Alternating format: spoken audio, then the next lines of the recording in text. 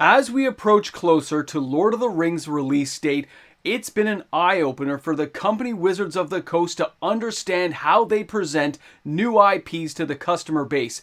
But it's players of the game who are learning their lesson.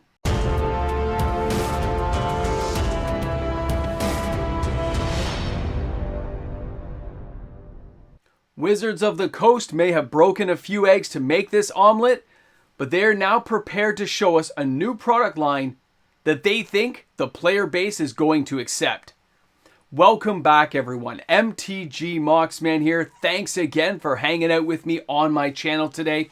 A big shout out and thank you before we start our video to all the new people hitting that subscribe button, joining the channel, joining the conversation of Magic we have here each and every day, and helping the channel grow closer to the 20,000 subscriber mark. A big shout out and thank you to everyone. Now let's get down to brass tacks. Let's get down to business because Wizards of the Coast, they think they're onto something and they think we haven't noticed. Of course, most people who watch this channel are probably well aware of what's been happening in the backdrop of this company ever since 30th anniversary.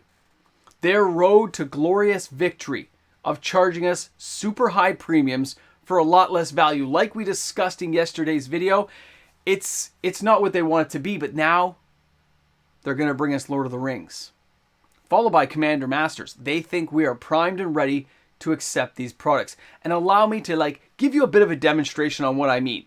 Let's go back to 2021 Adventures in Forgotten Realms. Adventures in Forgotten Realms collector boxes were $2.99, and that was in 2021. 2 years later, another type of, multiverse type, product line, and they're charging me $230 more Canadian to get that product. That, I'm not sure if that falls in line with what I consider value for a dollar, and I haven't even seen the set yet, but it really makes me start to second guess myself in how I value my dollar. Am I willing to buy that box hoping for the one ring? Is it worth that gamble to pay an extra $200+ to get it? Yeah, I think Wizards of the Coast may have to go back to the drawing board. Yes, there will be people who will experience this product and buy some packs, and overall, I've got to admit it's going to be successful, and I myself am going to be buying some. I can't help myself, everyone. I'm not immune to the allure of Middle-earth, and I've got to get in there on it. But that doesn't mean I'm going in blind. It does mean I don't know what's happening, and at least I can understand and rationalize myself to say, yes, you can buy some, but it's better to hold on tight, because as you wait for products to come out, and if you wait past that point of when the thing was first released, that Dungeons & Dragons collector box has been as low as $200. It was on sale at Christmas time here locally in Toronto for $200. Yes, the box has kind of drifted up. It's gone up a little bit in value, and that's because the cards are just so expensive inside the set. I mean, this is some premium stuff because the most expensive card, oh yeah, it's Old Gnawbone. It was $50. They already reprinted it, and now it's a $22 card. And no matter what we get in Lord of the Rings, judging from what we've seen from products like Dungeons & Dragons, I think Wizards of the Coast is just learning from past mistakes. I think they're onto something. They realized with 30th anniversary, they reached too close to the sun. Like Icarus, the wax melted, they plummeted down to earth, and they paid their penance. They paid that penance hard, and now we're on to products that are mid-range. They're still more expensive than old products, but not as much as they were before when they reached for the 30th anniversary money, when they tried to grab the big dough. But this product can make them just as much money. It can be just or more successful as they ever dreamed, based on what they put inside the set. But we've all seen some of the spoilers now, and a few more were spoiled on the weekend. Do they seem exceptionally powerful? Or cards you're really going to want to use outside of maybe a standalone set like Lord of the Rings? That's interesting because even with the box prices the way they are, I think something doesn't quite add up. Because Dungeons & Dragons Adventures in Forgotten Realms booster boxes, the set boxes are still only $144.95. They actually haven't moved since release. They've been on sale as low as $109. But now they're back up to $144, no longer on sale, that kind of whole deal, not in print and all that. But it's $144.95. And a set booster from Lord of the Rings is $259.95. So what you're telling me is if I wait long enough, if the players decide that they've learned their lesson and they're going to buy singles, or they're just going to wait a year and a bit for the product to go on sale, that they can still gather that product up and enjoy it at a discount just by having some patience. That's interesting to me, to see that that's the way Wizards of the Coast wants to play the game. They're going to charge a slightly higher price for a product, hope we get lured in to make them some bank, make them some money. They think they've fine-tuned the formula of how we, the consumer, are going to spend our money. They think this might be the new limit, and maybe it is. I can't speak for everyone out there. I can only speak for myself and the people I've spoken to about these topics and conversations, and a lot of us are still going the singles route. I'm sure you guys are too. I'm sure you're going to put something in the comment section saying, Mox, man, I'm just going singles, bro. There's no way I'm spending that kind of money on those boxes. Or you're going to wait about 90 days. 90 days. You're going to get the common and uncommon sets in bulk for like $10. You're going to pick up some odd mythics or rares you need right away because you want to play with them. Maybe that cool Balrog we're all hoping for. And maybe then you can enjoy that product and not worry about the price because you didn't spend a lot to get it. Because let's face it, box openings are going to happen. Stores are going to crack this stuff. And it's still going to sell. But for anyone who's been around the game now for a little while, you see how they're playing the game. They may think they have us figured out, but I really think it's the players, at least a good section of players, who have now learned their lesson. They look beyond what Wizards has given them as a presentation tool, saying, look at this, look at the shiny. And you say, yeah, that's great, it's shiny. Yep, I'm not really impressed right now. It doesn't seem that phenomenal. And I can pick up these cards on 10 cents on the dollar a year from now or a little bit less. And that's where Wizards of the Coast has still failed to find the value base of products to make you want to open a box, to make us want to open sealed product. And although stores will be opening it and charging a higher rate because it costs them more, like we discussed in yesterday's video, I think Wizards of the Coast themselves, they actually think they're pretty smart right now. I think they really think that this is the way it's going to go. 30th was too high. This is 500 and change. This is that prime point. I mean, hey, we got away with the beautiful textured foils. Have you seen the price on those, by the way, everyone? Have you been taking a look at this? It isn't doing so hot. Yes, there are a couple of cards still doing well. I think Kozilek, the full extended textured foil is like, $80, $90 US. But all the regular versions are like $20, $25. It didn't hold up. Didn't hold up well. And that's time and pressure on their reprint equity. Now with Lord of the Rings, it's going to be a limited IP. And some of you guys are going to tell me that, yeah, Mox, man, this stuff, they can't redo it. When the license expires, this is the way it's going to be. It's going to be fantastic for all those who hold on to it. I don't think you need to hold on to it at all. I think a year from now, this stuff is going to be so overproduced, knowing they have limits on their licenses, it's going to be so overproduced that it will be available. You'll be able to buy it a year or 2 or 3 from now. Just like every other set that's sitting at that LGS level, they're still there. And they're going to go on sale, as proof has been shown from other multiverse legend type sets like Dungeons and Dragons, Baldur's Gate, which does seem to be recuperating a bit. There are some decent cards in there getting played, and those box prices are recovering a bit, but there's nothing holding the value to it.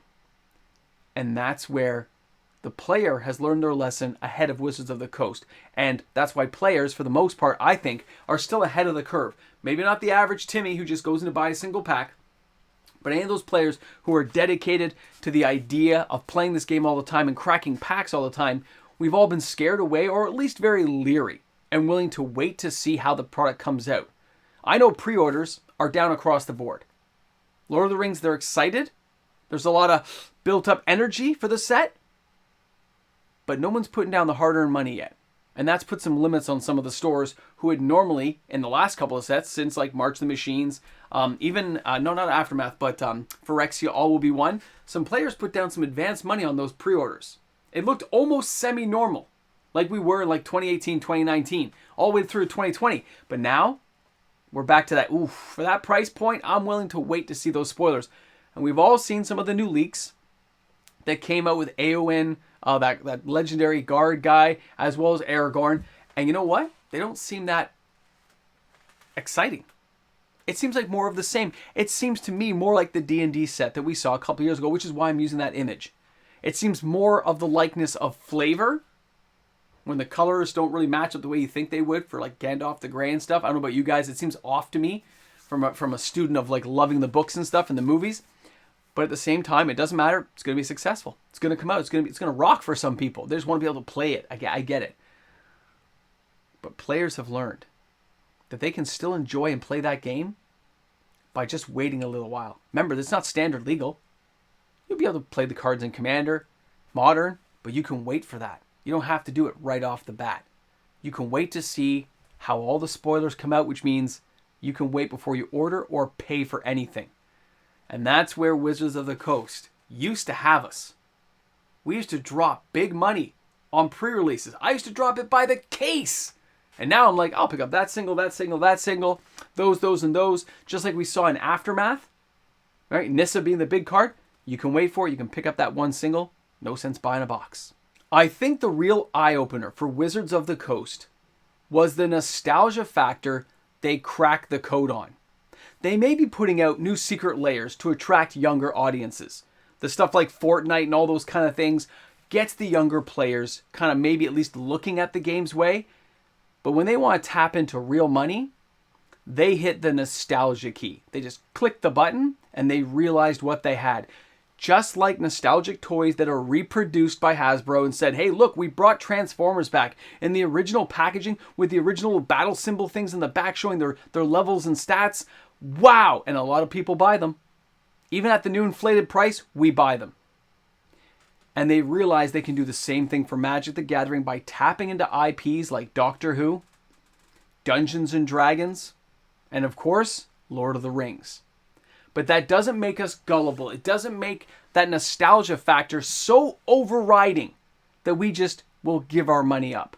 And this is where they haven't cracked the code yet. Yeah, they know what products we like, but they haven't managed to find that fine-tuning price because we recognize it. We're older and we know where we want to spend our money and we believe we have a sense of a value. Where we're looking at something going, that just doesn't make sense. I know it's going to be cheaper later. I have patience and I can wait. Because that Dungeons and Dragons set's been on sale. We saw what happens a year later. We've seen what the company does when they overproduce. And this is a product that is going to be overproduced. And they're going to try to chokehold it at the beginning to keep the prices high. And then about 90 days out, the floodgates open. The rest of the product goes to the stores who've been begging for it because, they're running low. More stuff gets opened and the prices flatline. That's where I think things are going to go. And I'm very curious to see what all of you think. Because I can't help but be excited for the set. I've told everyone this. I can't help it. But that doesn't mean I'm going to walk in and just hand in my money. I got to see something that's worth buying. And I want to know what you all think out there at the same time.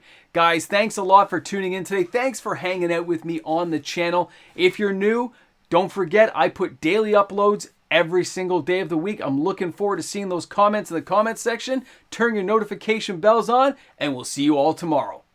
Oh, here we are at the end, showing the glory that is the patrons, the ones who make these videos possible each and every day with their support. Daily uploads and content happen each and every day. Loving it. Thanks again to all the patrons. I got to admit, it is very difficult to look at that collector box of D&D for $2.99, knowing it went to around $2.19 Canadian, and I look at a Lord of the Rings box for $500 plus. I have to ask myself, what could possibly be in there other than the One Ring to make me want to buy that set? What product, what single cards in there are going to justify that price point? Because the most expensive card in the D&D set is Old Gnawbone. Now they're going to show me what? It's going to be the Witch King?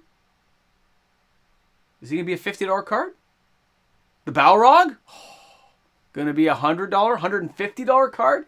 Where can they take us? What can they give us? How hard are they going to make things to find? Maybe if they give us a card like, some form of Jeweled Lotus style card, maybe we'd be talking. But I don't think they're doing anything of that.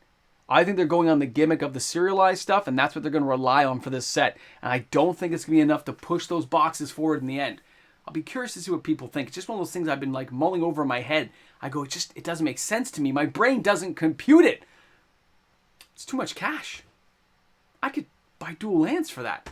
My brain immediately thinks reserve list. I can't help it, guys. There's so many cards I need for decks I would rather be building then buy a box of that. And that's where my brain goes. Anyway, let me know what you guys think. Thanks for hanging out. Let's put the One Ring in the comments section, just to throw off the fans of Army of Darkness, because no, I can't do that. That's just wrong. Ugh, I think I feel wrong just saying that. I love Lord of the Rings, but we can't go back on Shop Smart. Shop S-Mart.